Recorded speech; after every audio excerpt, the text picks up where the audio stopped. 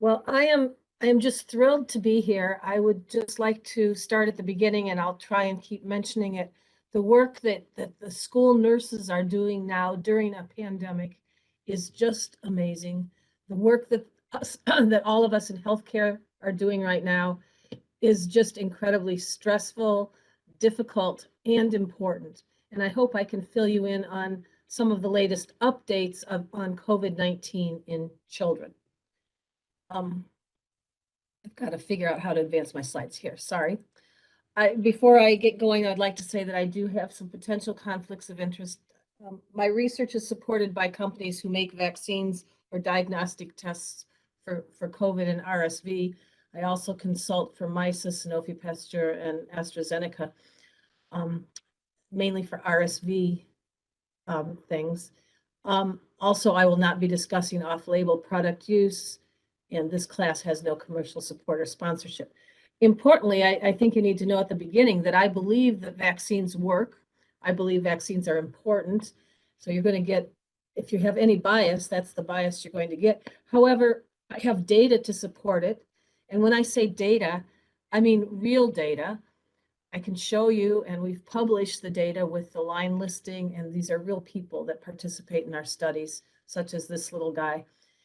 And it's really important to know that without the help and cooperation of families in and around the Washington state area and elsewhere, we wouldn't have the data, the vaccines, and the drugs that I'm going to talk about. So the objectives of the study are to describe clinical findings of COVID-19 in children, including heart issues and MISC, to describe diagnostic methods, and I hope by the end you can help identify reasons that we need COVID-19 vaccines in children all the way down to infants. So I'm going to briefly run through a little of the virology. Some people tell me they don't want to know it. Some people don't think it's interesting, but I am a virologist and I think it's really important. And how can we discuss as medical professionals, what's going on without understanding a little bit about this virus?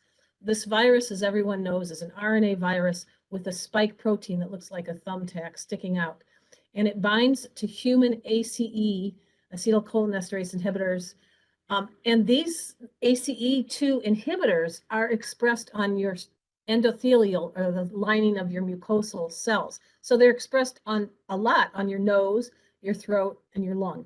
And that's how the virus attaches and sticks and gets into your system. This spike protein really is important. And the reason why it's worth talking about, and here is a picture of it in blue and red sticking onto the human ACE2 protein. The spike protein is our target for drugs, for vaccines, and for diagnostic tests. And when there's changes in the spike protein, we get new strains. I'll show you. But coronaviruses overall are not that new. They've been around for long time. We've had these group 1 and group 2 viruses for a long time, and they cause the human cold. The group 3 viruses are the new ones, and you may have heard before of MERS, which took place in Saudi Arabia from probably camels, SARS-CoV, which was in Asia about 2002, and now our newest one, SARS-CoV-2. All of them have this spike protein crown. They have nothing to do with beer. Sometimes you might want to drink a beer thinking about how much work they are causing us. So the seasonal coronaviruses, that is the older ones, cause disease. They cause even disease in children. They cause a common cold, but they can cause pneumonia. They can cause hospitalization, and they often can cause abnormal chest x-rays. I just want you to know this. We already knew this. This is a paper we published back in 2006. It's old stuff, but important. Oh, shoot. Sometimes the advance is not working. Okay. So let's talk at the beginning about the definitions, because this is important for the whole rest of the talk. The virus itself is called SARS-CoV-2. The disease, when you have a positive viral test, is called COVID-19. And then when you have a variant, there are all kinds of different Greek letters. We used to call them numbers, B.1719, B.204. Well, that's hard to remember. And so we have groups of of the numbers that are done with Greek letters. The first one was alpha when that came to Washington 2 years ago. And then we had beta for a long time. This past summer, we had delta. And then starting in December in the United States, we've had Omicron. What about the clinical symptoms of SARS-CoV-2 and COVID? I think it's really important to know that the clinical symptoms are really non-specific. You cannot look at a patient, ask them questions, and figure out if they have COVID-19 disease. Usually we see fever and respiratory symptoms, stuffy nose, sore throat, cough, malaise, fatigue, sometimes body aches, but not all children have symptoms, and not all symptoms are due to COVID-19. So how do you identify the disease? You have to do a test. So I'm going to go rapidly through a little history of this. It's interesting. I think most of you can remember some of this history. I mean, the first case of 2019 novel coronavirus in the state actually was in near Everett, Washington, in a passenger flying in from China. And we knew a whole lot about it. It was new and novel. He was in the Everett Hospital. He was recognized early, placed in isolation. And his viral isolate is called WA1, WA1. I just mentioned that because every single viral test done practically in the United States and Europe is based on this virus that was isolated at that time. A month later, on February 21st, the Seattle Flu Study, which is a group of physicians of which I'm part, detected the first human transmission that was not associated with China. And we were having a big problem there because the test was not licensed. We broke the rules and told the patient and the hospital and the clinic about it. We got in big trouble. Our study was shut down. There's been editorials written about it. I'm not going to go into details, but it really set back the status of detecting epidemiology for about a month while the government decided that perhaps we knew what we were doing. Very sad state of affairs, but it was too late then. It was already spreading. And it was not just spreading in Washington, it was spreading in multiple other places in the United States. So briefly, how was it spreading? This is an illustration of the different viruses. I just want to show red is Washington. You can see that it started here with our patient WA2, and it just spread and spread and spread. And we were able, with the help of many investigators at the BBI lab, Helen Chu and Trevor Bedford, were able to really describe the outbreak within the United States and Washington state.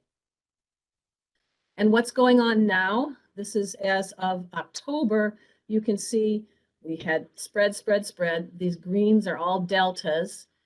These blues are all betas. And here we have this little, starting even as soon as the end of October, November, we had the red ones, which are the Omicron virus.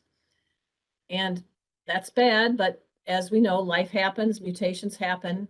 And what we really can see in this beautiful picture from the Bedford lab is that S protein, this is an illustration of mutations in the S protein, that this virus now, the Omicron variant, is really, really different from our Delta and Gamma viruses.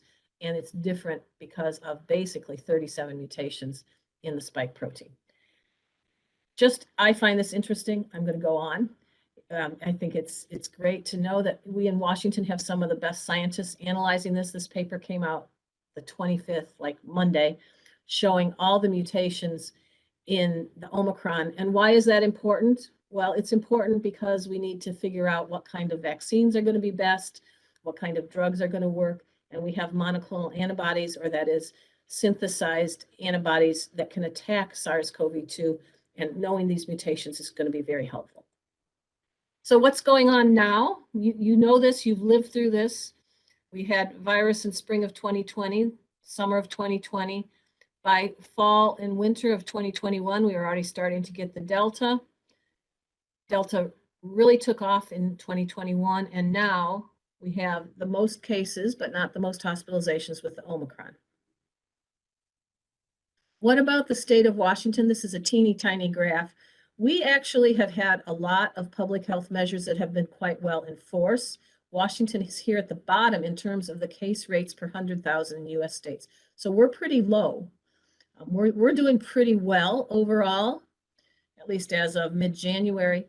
And yet, when I say we're doing pretty well, we aren't. We're exhausted. Our families are stressed. Our schools have been closed and opened, and the school nurses, are overworked and underpaid and underappreciated, as are we at Seattle Children's Hospital. And just think of what's going on in some of these other places like New York City, where rates are really twice what we're having. So I just want to show some research done by Helen Chu and her group at University of Washington that's been submitted, where we have sampled and enrolled about 30,000 students over the past couple of years. And here we show the blue is the Delta, and this is this year, December 7th, December 10th, December 16th. And what you can see here is that we are having only Delta and not that much of it, only 1% daily positivity. By December 8th, we got our first Omicron, and then look at in yellow how the Omicron just took off. And now it's more than 4%, it's more than 10%. Maybe coming down, but it's a lot. We're having a lot of positives, some days as high as 20%. People here get cultured or get a nose swab if they have symptoms. So it's really a lot of work ongoing at University of Washington campus. And what about our hospitals? This is University of Washington Hospital. I apologize that I'm showing all University of Washington, but I'm part of that and I can get this data. But here we see how busy our hospital has been in January. And it's not just that we're busy with COVID positive inpatients, we're losing employees on leave, and we're having to do backup of the backup of the backup, nurses, doctors, specialists, x-ray technicians, etc.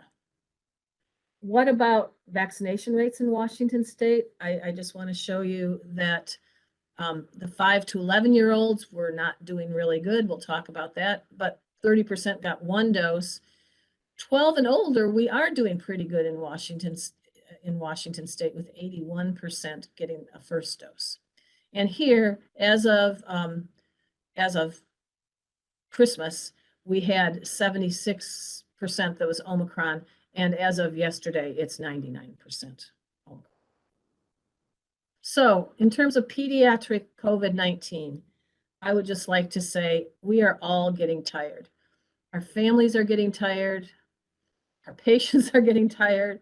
Our nurses and doctors and staff are getting tired. We are overstressed and overworked, and job burnout is really an important aspect of what we do. Trying to find and retain our employees is very important. And I'm not talking about that today, but I just want to acknowledge that this is an important part that perhaps was not foreseen, because we didn't think this pandemic was going to still be ongoing at the rate it's ongoing 2 years later. So what I would like to discuss today for the first part of my talk is in children, the epidemiology, diagnosis, viral load, and antibody. And then the second part, I'm going to talk about vaccine. So I can just, there. So the epidemiology, I think it's important to know that children are a minority of the US population, only about 22%. They represent through now about 22% of the cases, and a lot of that is what's happened this fall, starting in September 2020. Big increase from in 2022.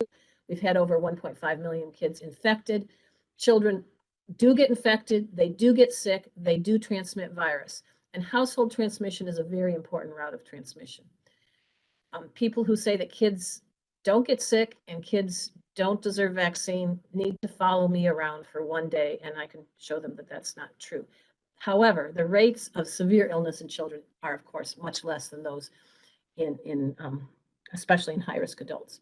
So mitigation strategies. What are we doing to help prevent it? We're doing social distancing. We have done school closures, but we are now seeing a lot of increased rates of infection, not just with COVID-19, but other viruses, and we're seeing increased rates of hospitalization. In our hospital, if you were here at Seattle Children's today, which I wish you were, and maybe next year you will be, we have several special isolation units for children with COVID, because we're trying to keep them segregated. So what about kids 5 to 11 years of age? We know they're at least as likely to be infected as adults.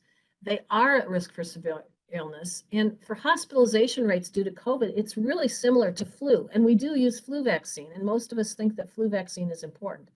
Children 5 to 11, as opposed to adults, they'll get this disease called MISC, or Multisystem Inflammatory Syndrome in children, which is a really scary disease I'm going to talk about. And children also get post-COVID conditions. They also get long syndromes, including fatigue, brain not working quite as well, and some skin and peripheral problems, like with fingers and toes being cold and feeling not normal. We also definitely see secondary transmission from young school-age children to the households, and that's really a concern, particularly when there's older people or high-risk people in the households. Now, I want to spend a little time and make sure everyone appreciates that there are both racial and ethnic and economic disparities in confirmed COVID-19 cases. This has been recognized as early as 2020, and we are seeing it still. We can see on the graph on the left that this bar here in terms of cases per 100,000 is highest in the Hispanic or Latino population and lowest in the white non-Hispanic population for 0 to 4 years, 5 to 17 in all ages. There are multiple reasons for that, some of that being parents who have to work, people who work in the service industries and are not allowed to work from home, crowded living conditions, many other things that would be interesting for a whole nother conference. And I just want to say we appreciate that. And I'll show you some data from Seattle confirming that. Now, the deaths in children, which is even more alarming, show that in fact the deaths have a very high rate in Hispanic individuals. And in Black, not Hispanic, they're definitely overrepresented in terms of deaths. And I think this is also very, very concerning. So how do we diagnose SARS-CoV-2? You have to make a diagnosis. And to get a diagnosis, you actually have to have the person around or have the person have a test at home. And you can do these days 3 different tests. I think everybody knows about the nose tests. You can have a nose test or a saliva test. And the most sensitive one is a PCR test. It detects actually viral RNA or DNA. There's an antigen test, and many of these are home tests or self-collected tests. These are quick. They're a little bit less sensitive than the PCR test. But in general, when it's positive, they are really positive. When they're negative, you may not be quite so sure. And finally, there's an antibody test, which is a blood test. And we don't do that very much. It's an evidence that you were infected in the past because it takes you, up to 2 weeks to make antibody. And there's lots and lots of different types of antibody tests, and they're all against different parts of the virus. And I'm going to tell you a little bit about a few of them. But I think it's important to realize we like the PCR test the best. It costs more, it takes longer. We are now moving a lot more to the antigen tests. And these are the tests that the government is trying to get out for free to families across the United States.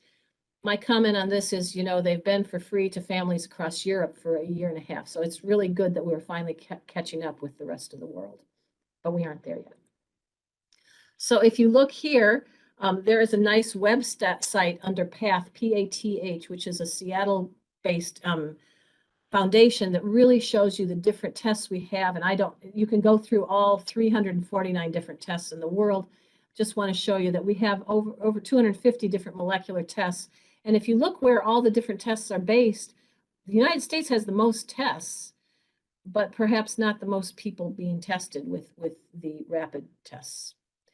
And if you look, what are the targets for these different tests? Remember, I've told you that we have S or spike protein. Some of them use S or spike protein, and the concern is maybe that's not the best as we get variants. And some have combinations by using 3 or 4 different genes to overcome this. And if you look here, which of the 256 or 200, whatever, 70 tests claim they detect Omicron, well, they don't claim it. Many of them haven't claimed it one way or another. But it's true that we don't know all the rapid tests detect Omicron. I believe the US tests are doing a pretty good job because many of them have more than one target protein. So you have to have testing to prove that a patient or you have disease. You can't do it just based on symptoms. You know, flu and RSV can really masquerade as COVID. And these days, rhinovirus is our most common virus. And that can really, people can get really sick from rhinovirus, the common cold virus. So what swab do you need? You need different types, but we use these days one of two types mainly, the anterior nasal swab, which you can do it yourself. It only goes a ½ inch into the nares, a little bit less if you're a little kid. And we do bilateral circle. We do 3 to 5 times around both nares. A mid-nasal swab or a mid-turbinate swab is usually done by the healthcare provider, sometimes by self-testing. It goes a little bit further. It goes about halfway between your nostril and your nasal bridge, about 1 inch in an adult, less than a kid. It actually is slightly more sensitive, but it's a lot less painful than an NP or nasopharyngeal swab. This next one here is a nasopharyngeal swab. This is what people call the brain swab. It goes all the way to your back of your nose. It is the most sensitive sample. It is really uncomfortable and painful, and people don't like it. And people really can't do it on themselves either. Finally, there's a saliva test. Most of these saliva tests make you collect up to 0.5 mils of saliva, and it's fine for adults. You can't have eaten early before. It's good as an early test. I really dislike the saliva test for kids because it is just not easy to get kids to spit into a test tube, especially when they're young. It doesn't work. There are some tests where you collect it on a throat swab.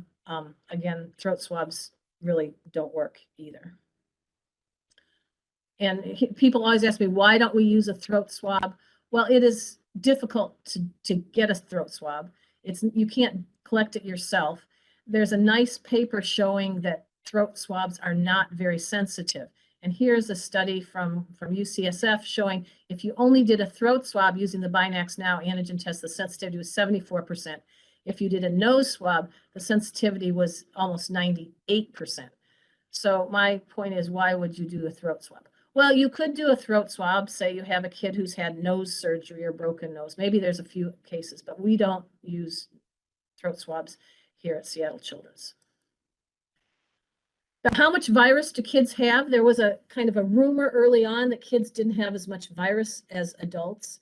And I think our paper here by Aaron Chung and our Seattle Flu Study group really showed that kids do have as much virus as adults.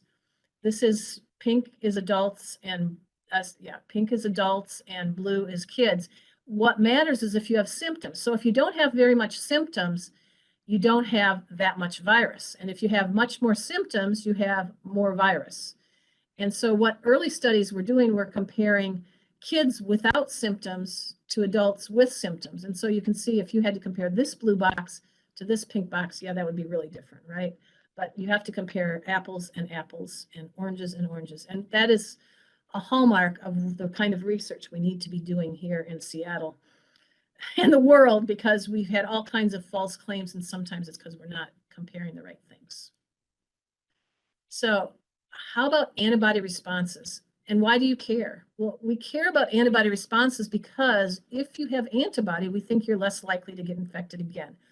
And this is an assay set up at University of Washington Virology Lab where they do up to 10,000 samples a day for antigen or PCR detection, and they do hundreds a day for antibody responses. And I've worked with the people there, including the director, Alex Greninger and Keith Jerome, in really doing some antibody studies that I think maybe you'll find interesting.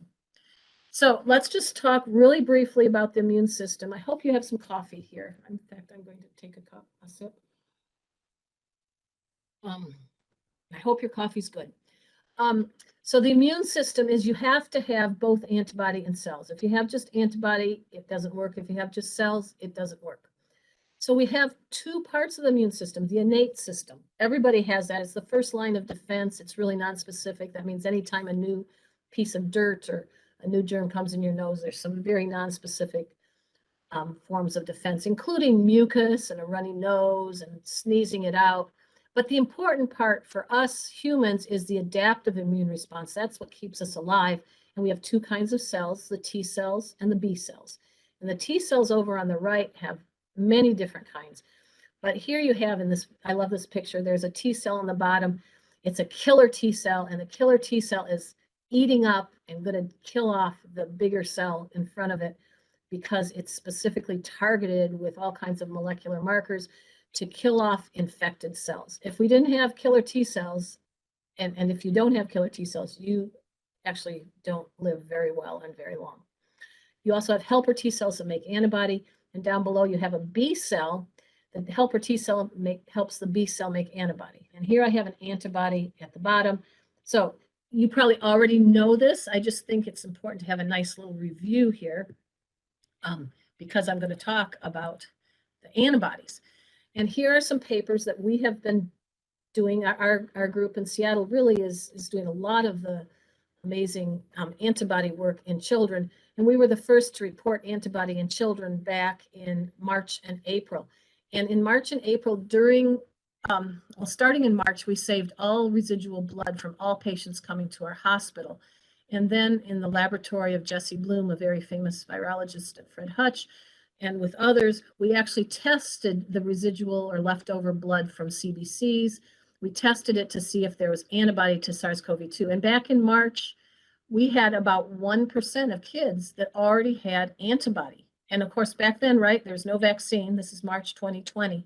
And you can see it was starting, this is March 22nd, and by April 22nd, we were starting to see a lot more. So we identified both asymptomatic and symptomatic children with specific antibody to SARS-CoV-2 starting 2 years ago.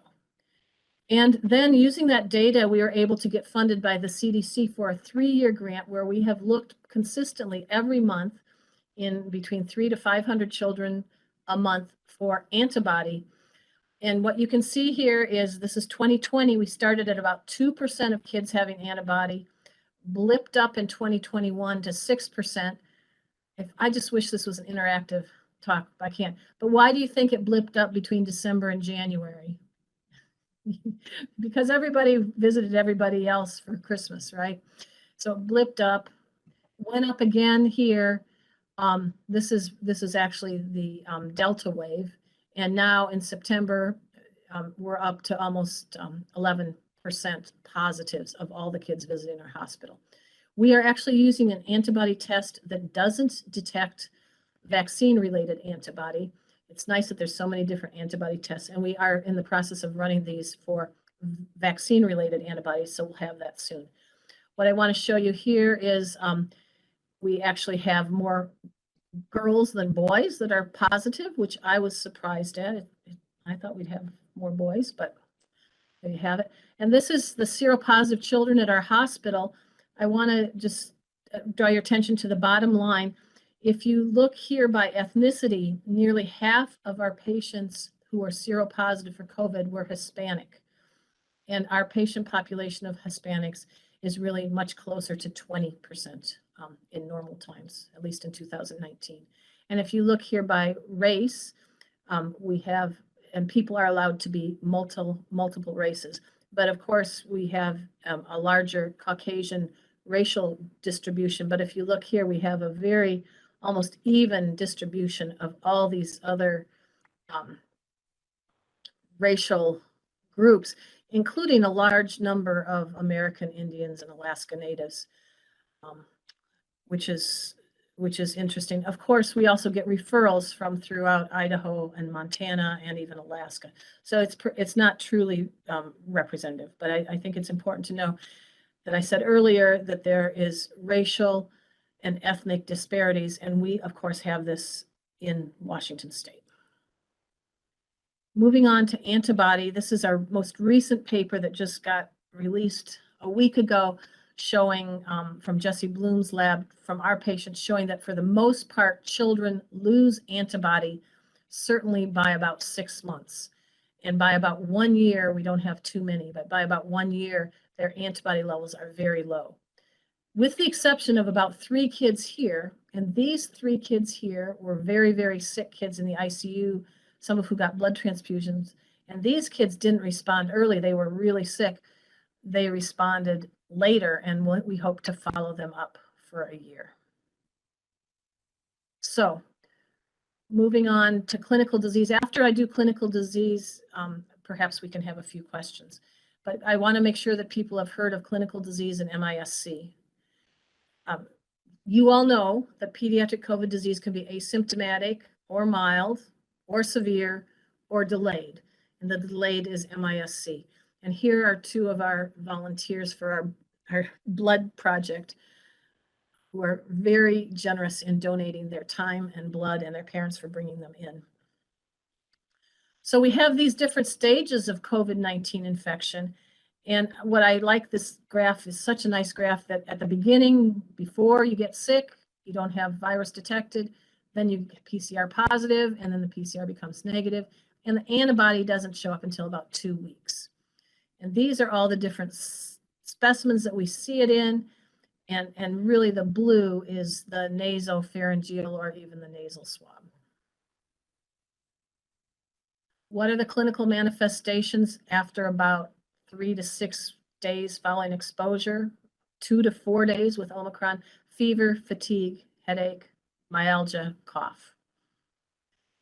Perhaps 16%, perhaps 45% of kids are asymptomatic.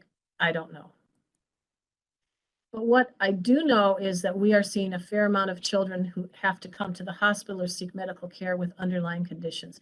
And the most common medical condition in this MMWR report is obesity, followed by chronic lung disease and asthma.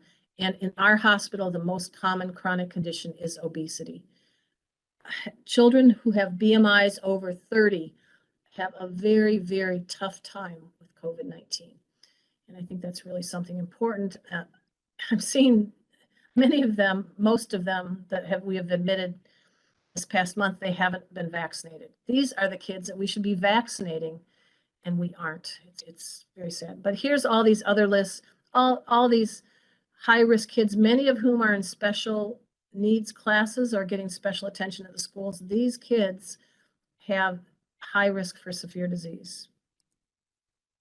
Now, we know a whole lot about their laboratory and radiographic abnormalities. I'm not going to go through this whole slide. I just want to show you that green on the right are the kinds of symptoms that they have the most of, and fever is the most common. You can see that's most green, followed by cough, the second most green. They have elevations in some of their blood tests and their liver tests, and often have abnormal chest x-rays. But fever and cough are pretty important. And why is that important? Well, that's also the common findings for flu and RSV. So it's pretty nonspecific. We also can have acute heart or cardiovascular complications. This is a recent Nature paper. This is about adults, but you can get strokes, pulmonary embolisms. We're seeing this in adults, heart dysfunction, pericarditis, heart attacks, and arrhythmias. And I just want to show this pericarditis and myocarditis because everyone's heard about pericarditis and myocarditis following a vaccine. What you aren't hearing about is how common it is following disease, because it is common. What is myocarditis and pericarditis? It's inflammation of the heart muscle for myocarditis and inflammation of the pericardium for, which is the lining outside the heart. Okay, so here's the epicardium and here's the pericardium. Whoops, I'm sorry, I'm going to go back. I think this is really important because I get asked this perhaps more than anything from parents. And parents are so upset about myocarditis from a vaccine when in fact it's really much more common following infection. But what does myocarditis look like in kids, especially kids under 5 who can't really tell you that their heart feels funny or that kids don't tell you they're short of breath. They present with exercise intolerance. Kids who can't walk up a flight of stairs, they need to be evaluated potentially for myocarditis. They often can have shortness of breath, but kids who used to run around and walk around and they can't walk up 6 stairs, that is, in my experience, the most common finding that you see with some of these cardiac findings. They can't even breathe lying down. They have to sleep sitting up. That is not normal. And they will tell you that if they're old enough that they have a racing pulse, because in fact, because their heart can't contract very well because it's got a virus infection, the heart has to pump a whole lot faster. And if the heart pumps a whole lot faster, you feel like you have a racing pulse. You can diagnose this, not you necessarily, but one can diagnose this by a physical exam, listening to the heart. The heart rates are very distant and muffled often, with an EKG, a chest x-ray, or echocardiogram. But what I would say is if you are suspecting this, this is something you should refer them to an urgent care clinic or even the emergency department. This is not a silly problem. This can be a very life-threatening problem. And so take it seriously. It's not just short of breath. We have lots of kids short of breath with asthma and things like that. It's really short of breath, newly short of breath with inability to walk and other things usually. So how do we now define multisystem inflammatory syndrome in children? You have to be a kid if you're a child. They actually have it in adults now too. You have to have multisystem, that's its name, organ involvement, involving at least 2 organs, heart, kidneys, lungs, GI tract, blood, skin, or neurologic. And you can't have an alternative plausible diagnosis. We just had a kid yesterday with adenovirus systemic. So that doesn't count. And we want them, and this is important, they have to be positive for a recent exposure to SARS-CoV-2 or an antibody or a PCR test. They have to have evidence of exposure or infection with SARS-CoV-2. So how many MIS-C cases have we had reported basically before 2022? A lot. There's, I believe, 6,427 cases. You can see here in Washington, we don't have quite as many as the East Coast. I hear from colleagues in the East Coast that it is still going on. Houston is, in Texas, they're having lots and lots and lots of COVID. They also have lots and lots and lots of unvaccinated people. So I don't know. So what else could COVID be? It could be this disease called Kawasaki's disease, which is 5 days of fever with cracked lips, cervical lymphadenopathy. Pediatricians know this disease, and those who take care of young kids see this a lot. It could be another viral infection, flu, adenovirus, RSV, and it could be a bacterial infection, strep or cat scratch disease. And it really does require someone who knows about kids to look into it. And many of these kids are hospitalized. If they're that sick, we think they need to be admitted.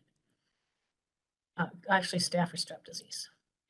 So what are the treatment guidelines? I'm not going to go into it, but the vast majority of kids with MIS-C are hospitalized and require supplemental oxygen. We may or may not give them antivirals. We will give them steroids and perhaps some other medicines. This needs to be done at a specialized pediatric center. Places in Washington State would include Mary Bridge Hospital and our hospital and Spokane. This is not just done at every, it's not an outpatient clinic disease. And what happens with these kids? We have been really worried about how long the heart problems would last in MIS-C. And this paper just came out last week showing that heart problems resolved within 3 months. So that is really good news. We've had all of our kids have long-term cardiac follow-up because they have so many cardiac problems. But the good news is that in almost all kids, their outcomes were normal within 3 months. Good news. Okay, briefly, a couple more things, and then I'm going to give you a few cases. So we know that there's school-based transmission. If you work in schools, you know that there's school-based transmission. And we know that we're trying contact tracing. It's kind of a difficult thing to do right now, another hour-long talk. But in some studies that were carefully done, small classes and masking allowed for limited school secondary transmission. That's out of North Carolina. And in CDC study in Georgia, they really had clusters of disease, and they thought educators, the teachers and the adults might play more of a role in transmission than the kids. Now, it's sad to have just one, I only have 1 or 2 slides on mental health, but mental health problems related to the pandemic, not necessarily to COVID infection, but due to the social distancing and mitigation factors, is a huge problem now. Our hospital has opened a whole new emergency room just to take care of all the mental health related visits. And you can see here in the dotted line, which is 2020, that the mental health related visits in the winter when we didn't have school ongoing in many places really shot up, got a little better, and is now high. And this here is proportion of mental health visits per 100,000. And you can see the blue dotted line is really high.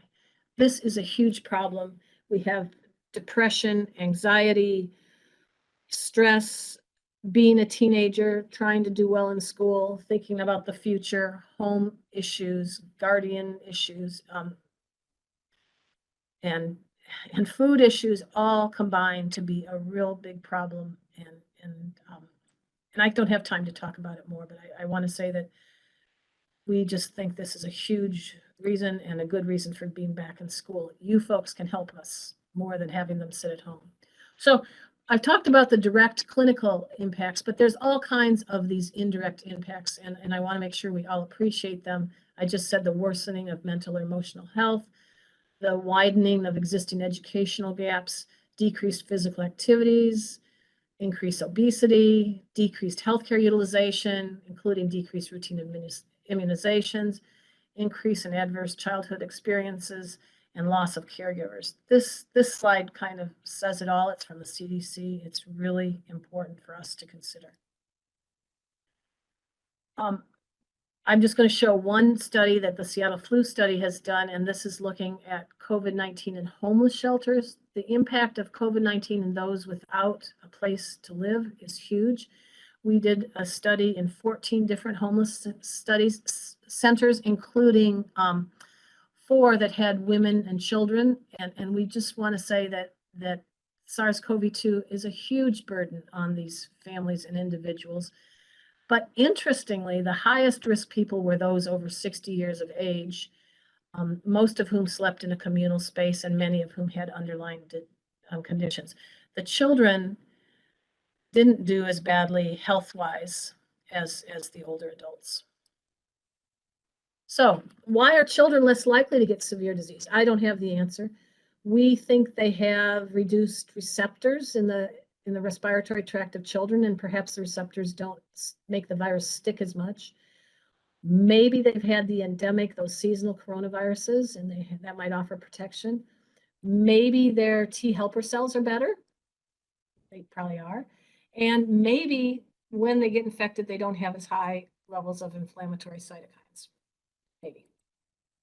So with that, before I have a few minutes for questions, I thought I would give a few cases just to have a break. I wish this was interactive. I'm sorry, my technology for doing voting over the internet is not good. So you're just going to have to pretend to vote here.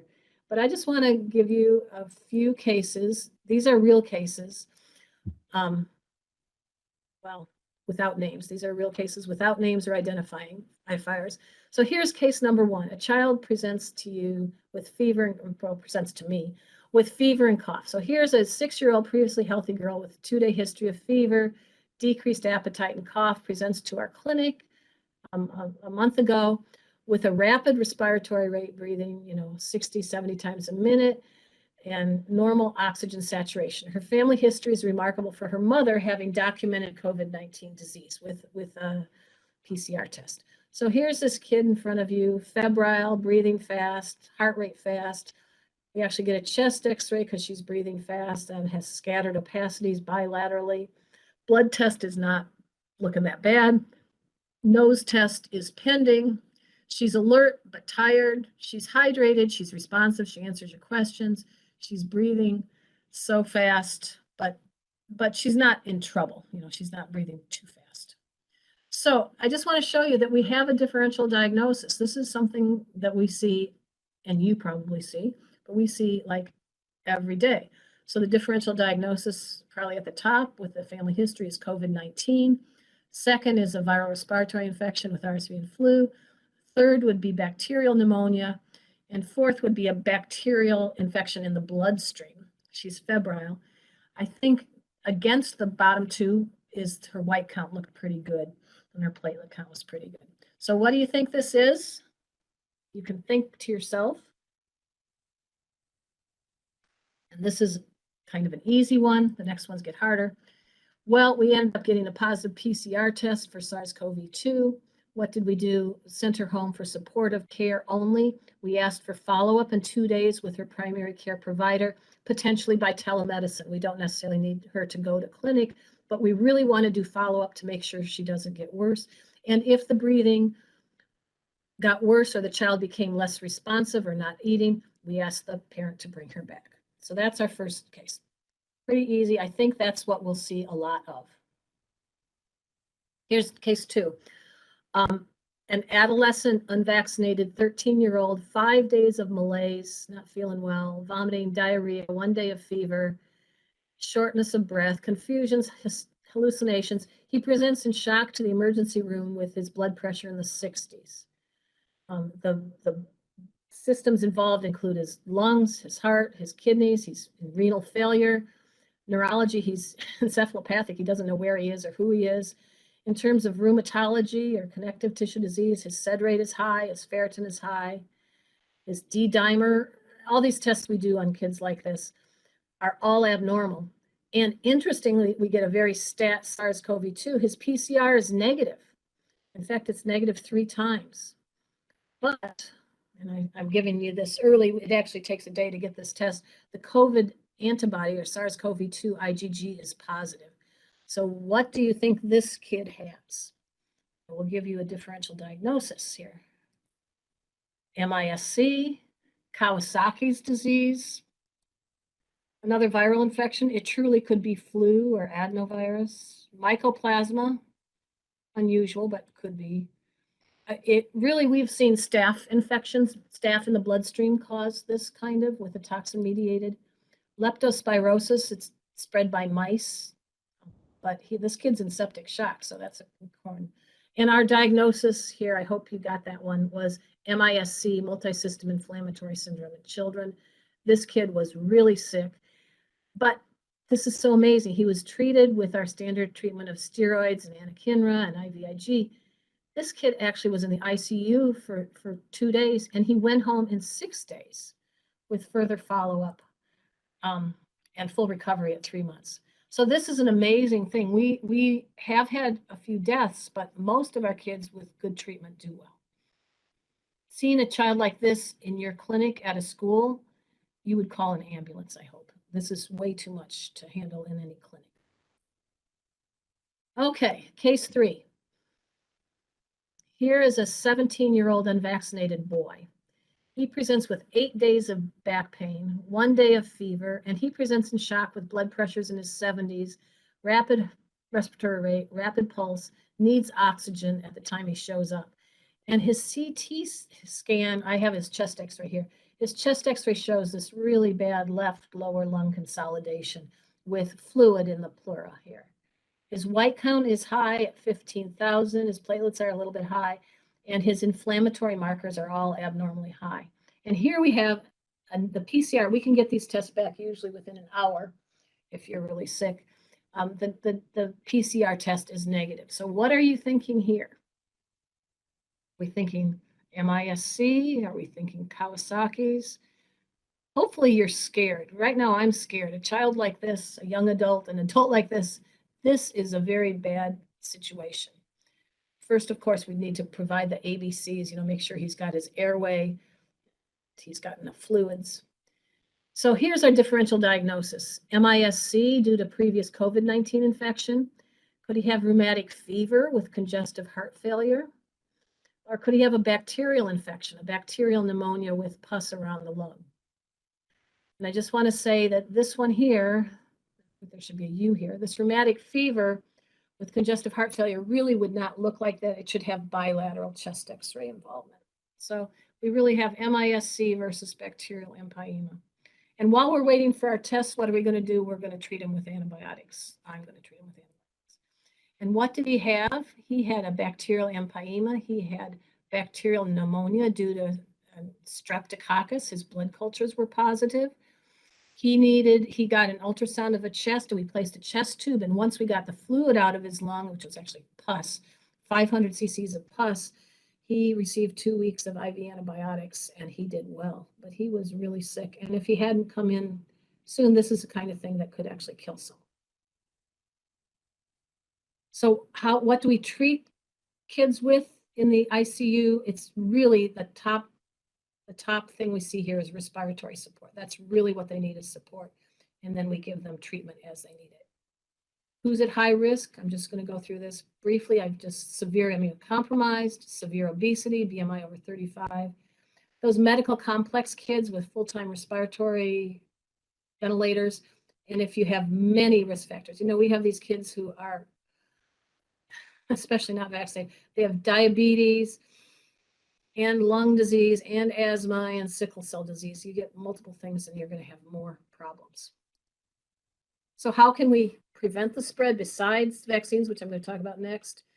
You all know these things. Social distancing, probably 3 feet is enough. School closures, we've been there, done that. Don't want to do that now. Masks, hand washing. If you're sick, stay home. Surveillance at home and in the school. Closures of big social gatherings and vaccine verification. All these are things that have worked. Just want to talk a little bit about face masks, and then I want to go on to vaccines. So with face masks, I want to emphasize that cloth masks are really not very good. These disposable surgical multi-layer masks are okay. The KN95s are really pretty good, and that's what you should be wearing, you nurses, if you can. The N95s are the best, but you need to be fit tested, and that's hard to do these days. And eyewear and protection is really important, especially if you're doing nose swabs or you're around kids who are coughing in your face. You don't want to get mucosal droplets in your eyes or on your face. And what we use when possible, but we don't have enough, are these PAPRs or purified air purifying respirators. These days, many of us will wear a cloth or surgical mask over a KN95 or an N95 to really protect your KN95, and you can wash or throw away your surgical mask. So what's the best prevention is vaccines. I'm going to talk about that. We do have 2 kinds of prophylaxis, only one now available called EvoShield, really expensive long-acting monoclonal antibody only for kids with cancer and immunodeficiency, but we now have it at our hospital, and we are giving it to some of our really high risk, for example, bone marrow transplant patients, people who can't respond to a vaccine. And then we have therapy. We have antivirals and monoclonal antibodies, but not very many, and not all of them are available. And when it comes to that, we in ID and the pharmacy control who gets it, because we don't have enough for everybody, and they really need to go to those at highest risk. In fact, the monoclonal antibodies that we used to have, these bamlanivimab and the Red-John-CoV, they don't work against our new variant, which is really sad. We were using those a lot. We had a lot of supply, and now we only have 1 monoclonal antibody available and not very much of that. I'm not going to go through this whole slide. I just want you to know we have these agents. We at the Children's Hospital are happy to give them to the high-risk people who show up. We don't always have enough, but we try to find it. Paxlevid is an oral pill for kids over 12. Sotrovimab is a long-acting, is a monoclonal antibody for early treatment. Remdesivir is an IV antiviral, and molnupiravir is another oral drug. This is way too much for you to perhaps know or appreciate, and it changes week to week. And you should really leave this, I think, to the specialists who see the sickest of the sick. But I do think it's important to know that we do have treatment, and we are able to treat people, and we are able to keep kids off the ventilators.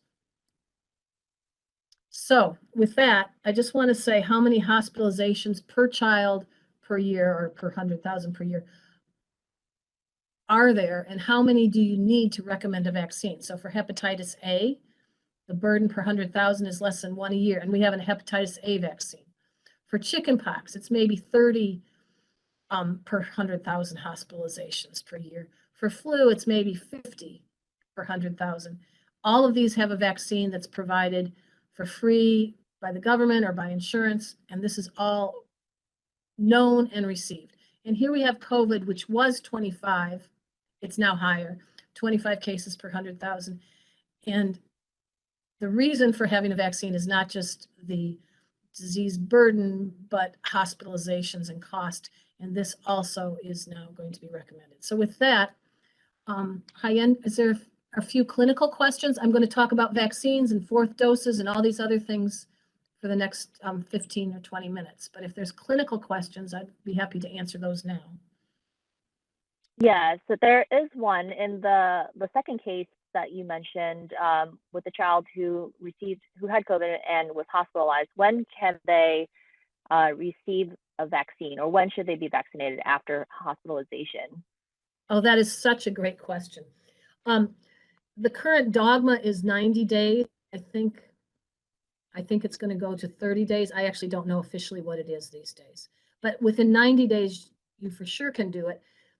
I think 90 days isn't so bad because we know they have good antibodies. So scientifically speaking, 2 to 3 months would be fine. I do not know what the CDC has said because they're in the process, and I've been on some of the meetings of changing it. For our vaccine studies, we just wait until they're asymptomatic. So we don't think that the prior infection interferes with vaccination. But our vaccine studies, as I'll tell you soon, is ongoing. So I don't have the data yet. Okay. And then can you talk about the treatments that person received? Is it similar to monoclonal antibodies, or what kind of care did that child receive in the hospital? The second person with the MISC, that person no longer was shedding virus, so we did not give any antiviral. If that patient had been shedding virus, had a PCR positive, we would have given the IV drug remdesivir. But this patient, the second case was the MISC case. So we gave 3 drugs. We gave anakinra, which is an anti-interleukin drug. It really is an anti-inflammatory. It tries to tap down your body's response or over-exuberant inflammatory response, and we need to get it decreased. So anakinra, steroids are really a mainstay of treatment for MISC, and IVIG, which is intravenous immune globulin. That is pretty similar to what we treat all of our MISC kids with now. Sometimes even some other extra anti-inflammatory drugs. Okay, and then okay. maybe Yeah, one next. more.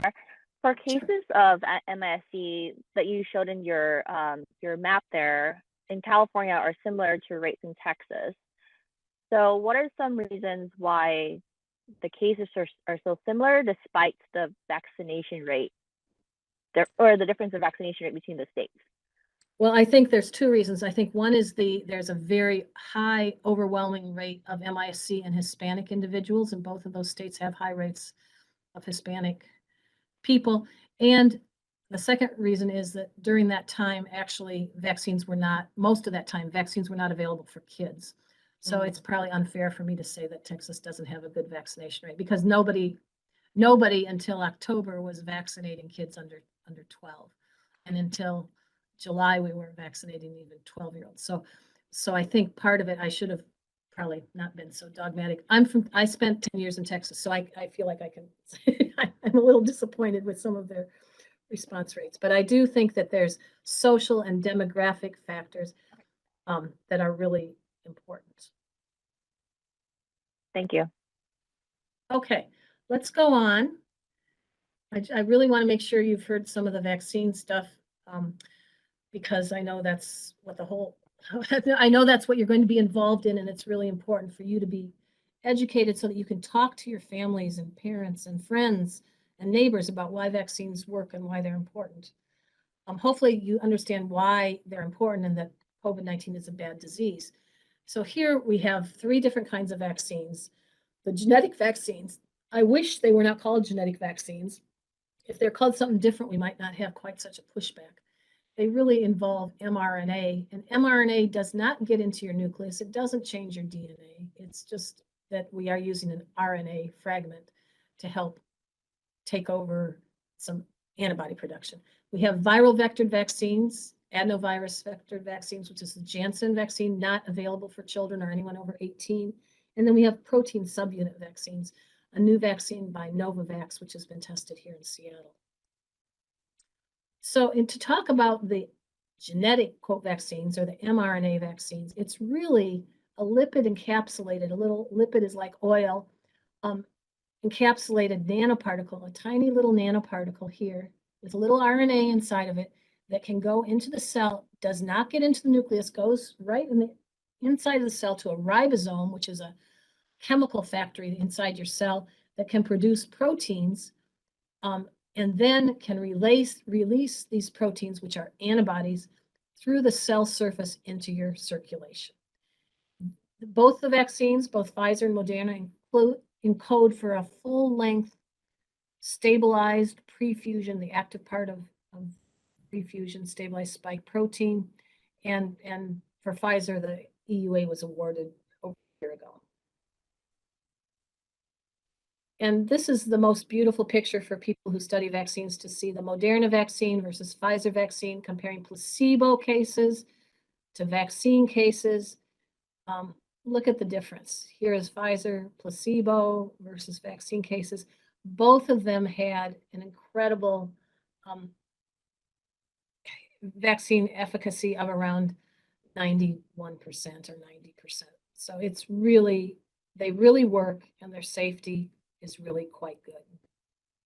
If you can see here, oops, sorry. If you can see here, looking at the hospitalization rates, if you're unvaccinated, you have a 17-fold rate of being hospitalized compared to vaccinated. And that's pretty convincing, but I think this is what's convincing. If you are unvaccinated, you have a 20-fold increased risk of dying. That is huge. I just think this is huge, and many of us, you know, regardless of our politics, we really need to know this is real data. This is not fake data. And what happens with a booster shot? Well, this is a nice study just recently published in a non-peer-reviewed article, and showing that the Omicron is this pink virus here. And what you can see is 2 weeks after the second dose, there's not such good neutralizing antibody against the Omicron.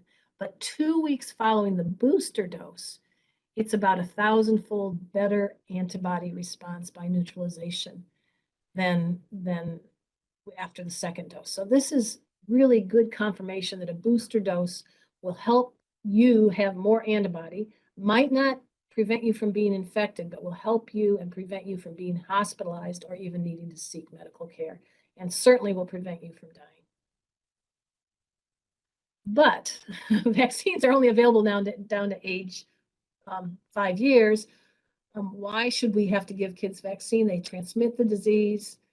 1 in 10 cases now are in children. There's all these indirect consequences of COVID-19, which I've talked about. They're devastating. And then there's this ethical principle of distributed justice, which expresses the ideal that benefits and burdens should be distributed among all of society justly, meaning that children, just because they're children, shouldn't be excluded. So we have 4 vaccines that I've mentioned: the Pfizer, BioNTech. In your handout that was sent out, I had, this is a little out of date. This is the up-to-date version. It's approved for a booster dose over 12 years, approved as a 2-dose series for those 5 to 11 years, and for those 6 months to less than 5 years at a 3 microgram dose. We are doing the studies right now, today. And yesterday I was doing. For Moderna, for the mRNA vaccine, it's only approved for over 18. The studies are almost done for 12 to 18. It's at the FDA. I expect approval with an EUA soon. And they've gone down also to under 5-year-olds. And those studies are underway and nearly are being completed. So for Pfizer, importantly, for those of you giving vaccine, probably many of you have helped, and many of you are volunteers in helping. And I've been to some of your school clinics. It's amazing how well the Seattle Public School is really trying to get vaccine out to the kids. If you look at the 12 years old and older, we use a purple cap vaccine that has to be diluted, and you end up giving an injection volume of 0.3 mils, right here, 0.3 mils. And if the kid is 5 to 11 years, you need an orange cap vial. And we have an mRNA final concentration of 10 micrograms, and the dose is 0.2 mils. So here's my orange shirted nurse with an orange syringe giving an orange dose. And what's so important is that this new formulation can now be stored in the refrigerator and not in the freezer for up to 10 weeks. That, of course, is making all the difference for our different vaccine clinics, I think. So here's the myocarditis pericarditis after vaccination. The CDC estimates rates of cardiac involvement in hospitalized adults of about 2%. That is, if you're a hospitalized adult, you go in the hospital, at least 2% have relatively severe cardiac involvement. The rates of cardiac involvement in children with MISC is probably much closer to 50%. But of course, not that many children get MISC, but 7,000 have. And most children who get MISC, they have resolution of their cardiac involvement 3 months later. So the question is, what are the rates of myocarditis or pericarditis in people receiving a vaccine? And the highest group is adolescent males, ages 16 to 25, and their rate is about 70 cases per million second doses, or about 0.007%. And most patients who develop myocarditis after vaccination do not come in the hospital. They have an outpatient visit. They have rest for about a week. They don't receive any treatment, and they have no long-term sequelae. I just think it's important to say myocarditis following COVID is a lot more severe than myocarditis following vaccine, and myocarditis following COVID is a lot more common than myocarditis following vaccine. But it does happen following vaccine, and we need to acknowledge that. So this is a January 5th MMWR showing the rates of myocarditis per million doses administered, more in boys than girls. Isn't that interesting? But if you look here, the highest rate is the 16 to 17-year-old for 70 per million doses, whereas for girls, it's 7 per million doses. Okay, going on to 2 other vaccines, which you don't really need to know about if you're taking care of kids, is the Johnson & Johnson vaccine. It's only a single dose required, but looking for Omicron, the second dose really appears to be needed. There's some issues with blood cults in adults, but we are not doing US studies in children. And finally, Novavax is a nanoparticle vaccine. It's not a genetic vaccine, not an mRNA vaccine. It's an S protein vaccine with an adjuvant. It's approved in Europe for those over 18, and there's studies underway in children. We expect it's under review by US FDA. I think it will be approved this year. So I'd just like to tell you what we're doing at Seattle Children's as part of the Pfizer vaccine trials. Some of this data is not yet published, so I can't share it with you, but we have been involved in the phase 2-3 studies. Phase 1 study was the identification of what dose level to use, 10, 20, or 30 micrograms. Phase 2-3 was a randomized study, 2-to-1, taking place in 4 countries, where 2 kids got vaccine and 1 kid got placebo. And the endpoint was comparing the antibody and the effectiveness and the reactions from the 5 to 12-year-olds versus the 16 to 25-year-olds. So that was the purpose of the study. Simple study, it seems. Oh my goodness, it's not simple. It requires 6 visits to the hospital by these families. They're randomized. Everyone gets unblinded 6 months after the last dose. So this is the trial we did with our families. We had, Pfizer vaccinated over 3,000 kids. It actually was a total of 4,000 kids now, I heard yesterday. 4,000 children ages 5 to 11 were vaccinated with the Pfizer vaccine. The diversity in our site was close to 30%, but we and others did a very big reach out to be sure and include children of all races and ethnicities. Every single child had to get a blood draw and a nasal swab before vaccine, and if we couldn't get the blood, they weren't allowed to be in the study, which was sad. It's only a couple, but still was sad. The vaccine efficacy in the first 2,250 children was estimated to be 90.7%. That's huge, and that's great. The serious adverse events were very uncommon, and in fact, the children tolerated this 10 microgram dose. It was a lower dose in these kids really well. We had a hard time. I didn't know who got what. I couldn't tell who got placebo versus not placebo. And there were very few grade 3 or serious systemic reactions. It was more common though among the vaccine recipients. And these are our different families and kids. They are just so sweet and helpful and lovely. It's been a pleasure getting to know them. So here are the systemic reactions actually from the earlier phase 1 study. And I just want to show you that for the 10 microgram dose that was chosen, the reactions were much less for 10 micrograms than for 20 or 30 micrograms. And that helped lead them to choose this dose for 5 to 12-year-olds. For dose 2, The reactions, again, were much higher when you had more of a 30 microgram dose. This and some antibody testing, which is here, showed you why we really wanted to use this 10 microgram dose for the 5 to 11-year-olds. And at the 10 microgram dose for the first 264 kids, some of which were in Seattle, the mean, geometric mean antibody response was actually higher in our kids than in the 16 to 25-year-old young adults. In fact, the ratio is 1.04, which is not statistically significantly higher. This is one of our kids patiently sitting there and getting her blood drawn. They weren't all this happy, but honestly, they were really, really good sports. And these kids know that they are helping other kids. I mean, I believe they really understand that they're not just doing it to help themselves, but to help others.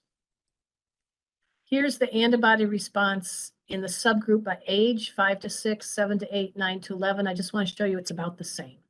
So the 5-year-olds responded as well as the 10-year-olds. Isn't that nice? It's nice to see this data. And then here is the efficacy. That is looking every time any kid in our study gets 2 symptoms, a runny nose or a cough or a fever, 1 symptom, we get a nose swab sent to their home and picked up and delivered. And you can see here that the vaccine recipients really did not get COVID as much as the placebo. And the vaccine effectiveness was 90.7%. So here's the data for the Pfizer. If you look at the vaccine efficacy, 90.7% for 5 to 11-year-olds, 100% for 12 to 15-year-olds, and 91 to 95% for those over 16. This is really a good, efficacious vaccine. And I just want to say, you know, compared to our flu shot, we got to do better for our flu shots. So what are our benefits for vaccinating these kids? Yeah, there's a lot of benefits. We prevent cases of hospitalization, we prevent cases of COVID, but I think in the bottom line is we're preventing MIS-C cases, which is really a scary disease, and we're preventing ICU admissions.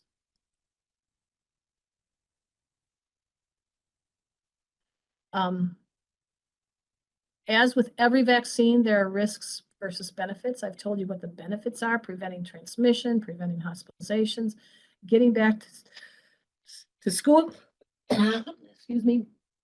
And the risks are really this myocarditis, which I've spent a lot of time talking about. There may be other rare events, which we haven't seen, but the short-term reactogenicity is not pleasant. You know, it's not fun to have fatigue. Kids, however, really don't have it for very long if they have it, usually less than 24 hours. So here's our ongoing trial in the 6-month to 4-year-old kids. There's over 4,000 children to be enrolled in the US, about half are enrolled.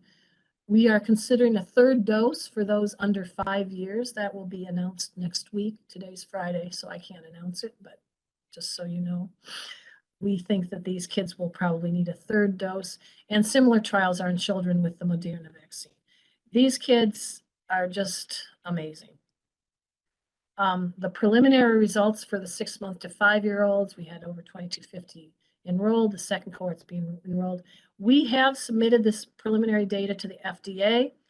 It was submitted early because the FDA wanted it early, which is very interesting. The FDA is very engaged in this study, is telling us what to do because the government, the company, and we, the pediatricians, want a vaccine for kids. We are working as fast as we can.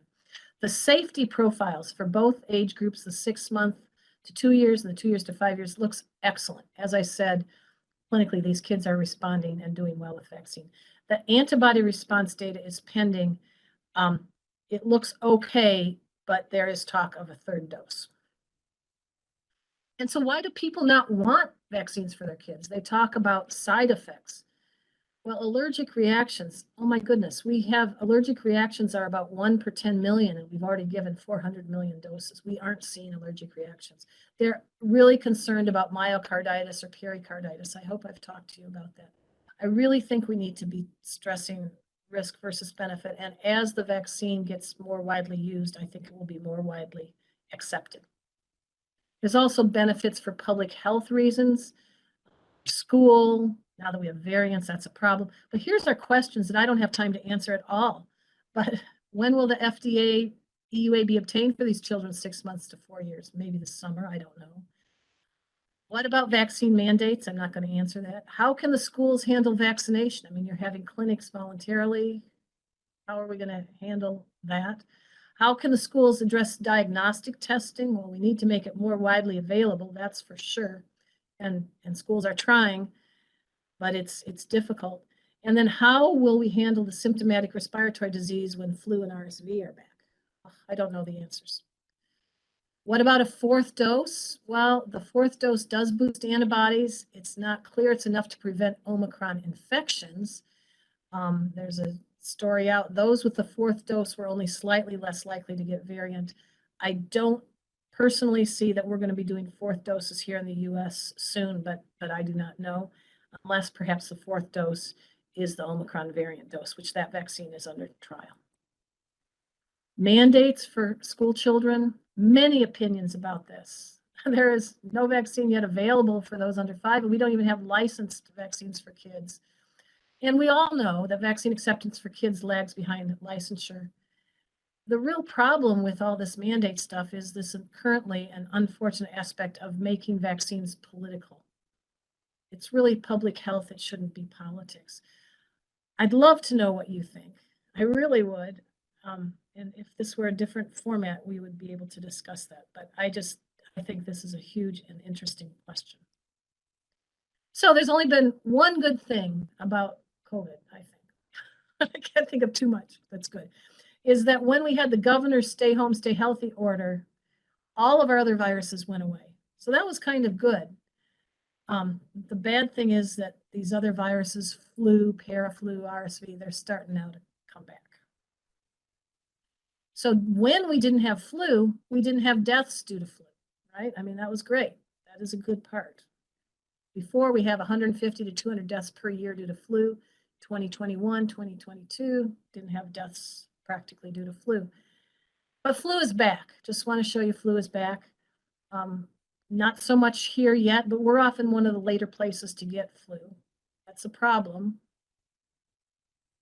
So flu vaccination is critical. It's critical this year. It's going to be critical, even more critical next year, because we're going to have kids that have never been exposed to flu for 3 years, and they're going to be very susceptible to flu. So why do we give flu vaccine? To protect vulnerable populations, including kids, to prevent a twindemic that will further stress capacity. And this co-infection with flu and SARS-CoV is bad.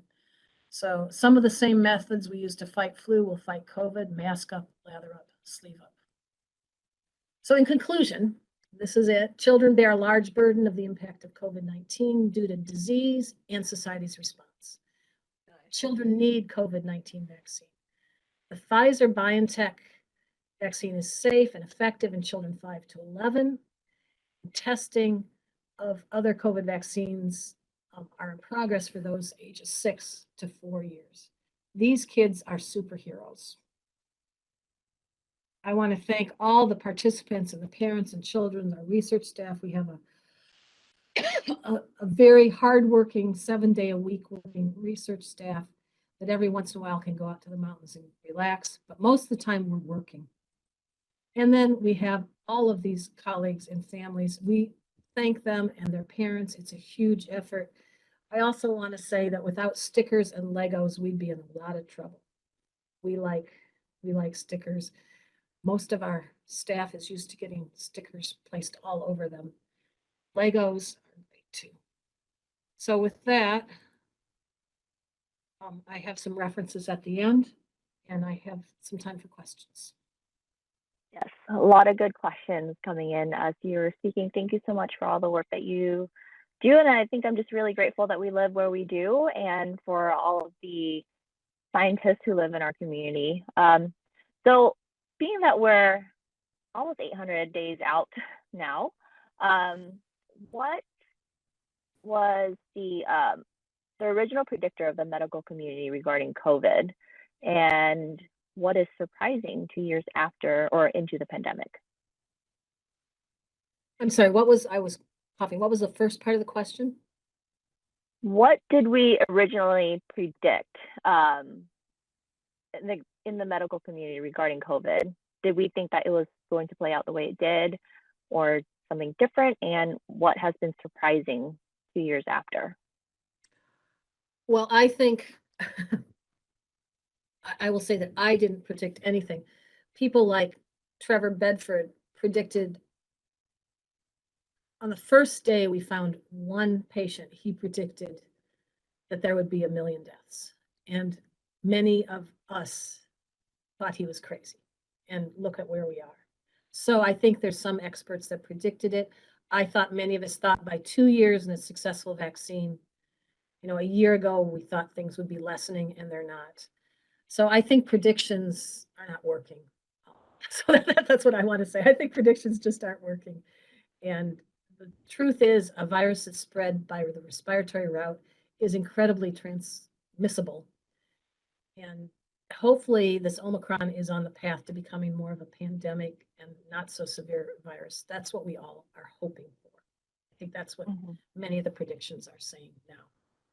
But take all these predictions with a grain of salt, because not everybody knows what they're, how can you predict the future? It's very difficult. Yeah, absolutely. And then do you foresee the COVID vaccine becoming an annual vaccine like the flu vaccine? I think it easily could. Yes. It does depend on how variable the variants are, but I think it could. And what the next question is, and Moderna is already doing it, is could you have a combined flu COVID vaccine? Wouldn't that be cool? Just one shot for both. So that would be great. So that's being looked at. Great, thank you. And then, has there been an impact on transmission in European countries that have had more access to home testing? I think it's very hard to evaluate their spread.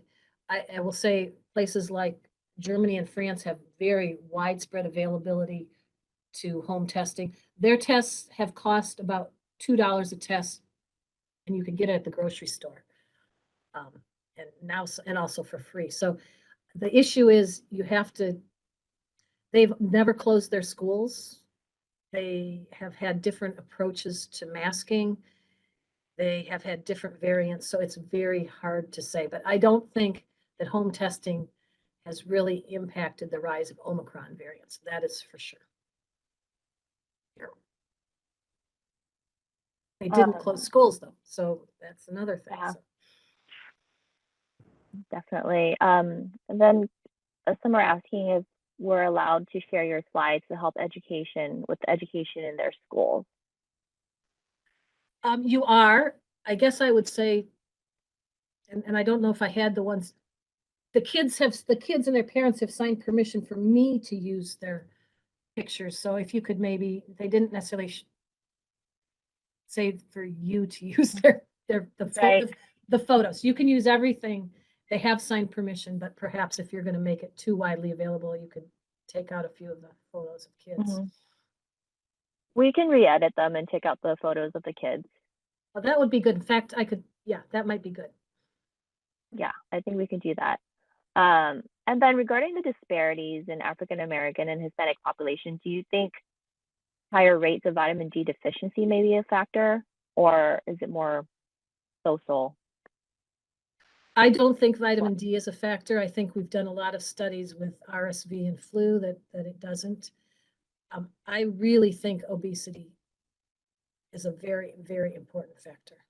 It's not just, there's other populations such as some of the Pacific Islanders, but obesity in our hospital and in many studies, that is a BMI over 35, is the #1 risk factor, regardless of race, ethnicity, underlying disease, anything. So really, obesity is a huge issue, and it is also an important issue in some of our minority and some of our other populations. And with there are new guidelines coming out all the time in schools and public health. So the current guidelines allow kids who are living in a household with somebody who's COVID positive to remain in the school. So as long as the participate in the test to stay. Can you help us understand that rationale? Well, I think it makes a lot of sense for vaccinated masked people because the spread of virus for vaccinated masked people is very, very low. The problem is when you start extrapolating into unmasked kids, that's a problem, but I think we are using masks in our schools. The problem is in many states, they aren't even requiring masks, or they have laws that they're not allowed to use masks. So that, to me, that would be a very big problem if there's not masking as part of that requirement. I also think that if we keep everyone at home who's been exposed, nobody's going to be going to school. That is it's really a problem. Right. And then, are there any studies around natural immunity?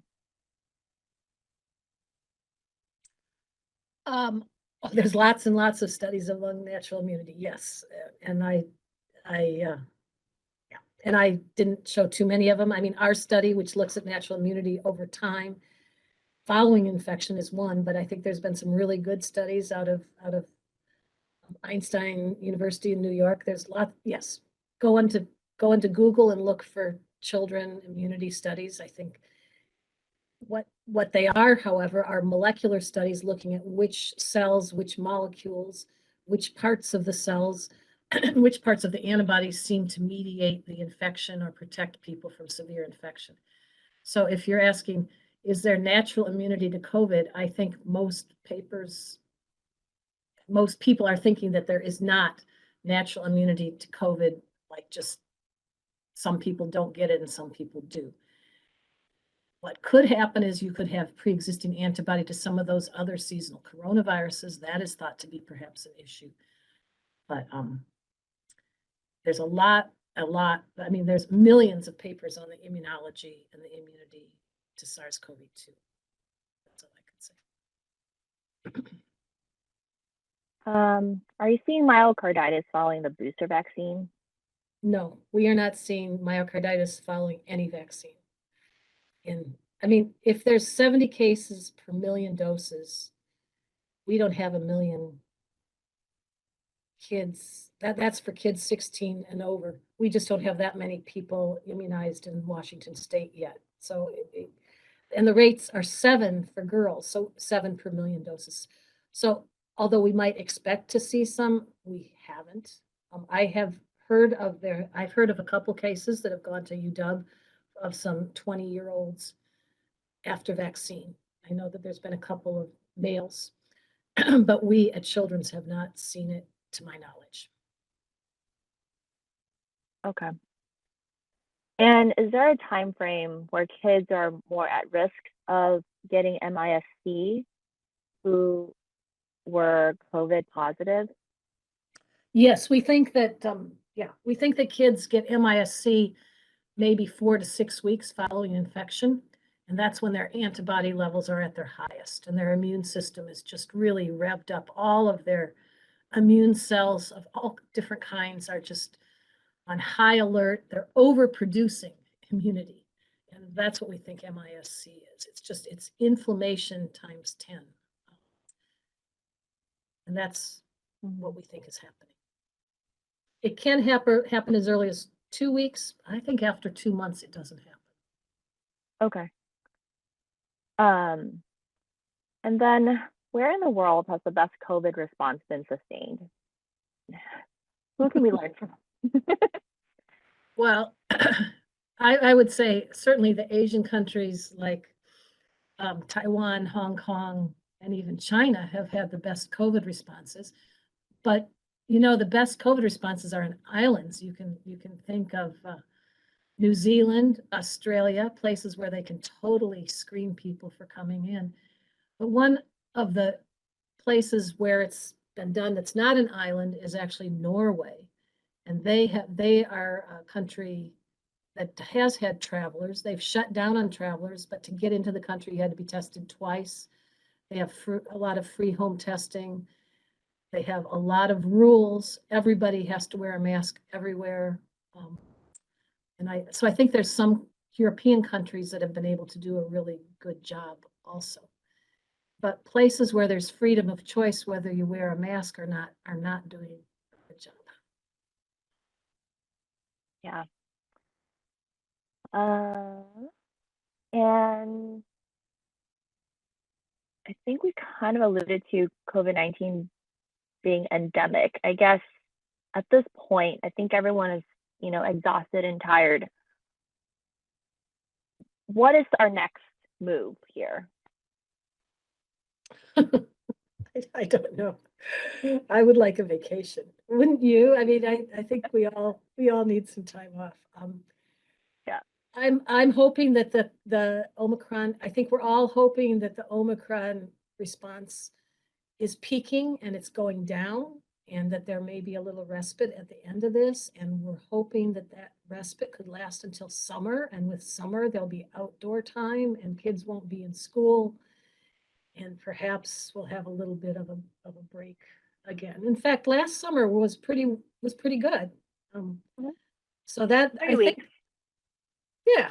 I mean, it was better. So if we could just make it till summer. I'm not willing to make any long-term predictions. Yeah.